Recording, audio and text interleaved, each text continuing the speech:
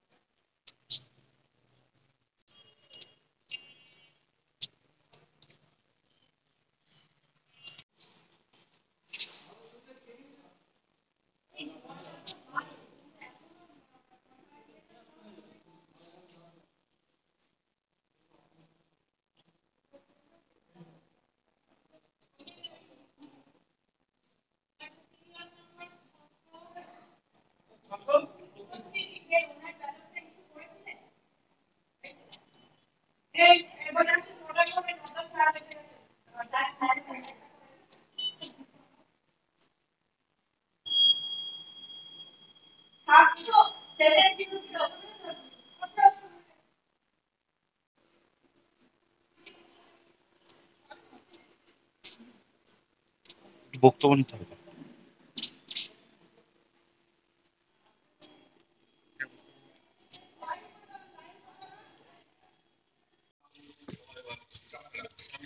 না, ব্যাপারটা হচ্ছে প্রথম প্রথম তো একটু ভয় লাগে, যেহেতু এতদিন কি হয়েছে বাড়ির ছেলেরাই ভোট করতে গেছে কিন্তু আমরা যাইনি। তো আজকে আমরা ভোটের ময়দানে নেমে দেখছি বেশ কাজটা খুব ইন্টারেস্টিং, যদিও একটু চ্যালেঞ্জিং। বাড়ি ছেড়ে আমরা থাকছি ও একদম অচেনা একটা পরিবেশে, মানে বুথ ফুথগুলো সবই অচেনা, কিন্তু আমরা সত্যিই লাকি যে আমরা যেখানে যাচ্ছি সেখানে আমাদের সেন্ট্রাল ফোর্স বলুন বা আমাদের পুলিশ বলুন বা আমাদের আশেপাশের সার্কামস্টেন্সেস এত সুন্দর আমাদেরকে সহযোগিতা করছেন তারা, যে আমরা ইজিলি ভোটটা করতে পারছি। আজকে তো আমরা ভোট করতে এসেছি মানে হ্যাঁ, ছয়ঘরিয়া ঠাকুর হরিদাস বালিকা বিদ্যালয় আমাদের এটাই। আমরা এখানে দুটো বুথ আছে, তো দুটো বুথই হচ্ছে মহিলা পরিচালিত বুথ।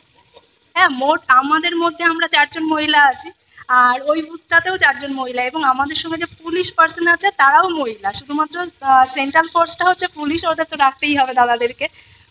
তো খুবই ভালো। আর একটু যেটা একটু অন্যরকম হয় একটা পরিবেশ থেকে অন্য পরিবেশে গেলে, তো সেটা মানিয়ে নেওয়ার নামই তো জীবন, তো চ্যালেঞ্জ তো আমরা অ্যাকসেপ্ট করছি। একদম, মহিলারা কেন পারবে না? আজকে আমরা ঘর ছেড়ে বাইরে বেরিয়েছি, আমরা ঘরও যেমন সামলাচ্ছি ঠিক তেমনিভাবে বাইরের কাজটাও তো সামলাচ্ছি। তো আমরা ঘরের মধ্যে কেন থাকবো? আমরা যখন পড়াশুনো শিখছি, আমার ঘরের বাচ্চাটাকেও আমি মেয়েটাকে এগিয়ে দিচ্ছি, সেও যেন যেতে পারে। আমার দেশের রাষ্ট্রপতি যদি মহিলা হতে পারেন, আমরা কেন বাইরে বেরিয়ে কাজটা করতে পারবো? আমার নাম বিঠু ভট্টাচার্য। আমার বাড়িটাও বনগাঁতে, মানে শ্বশুর বাড়ি বনগাঁতেই। আমার দেবগড় 2 নম্বর রেলগেট, আমি স্কুল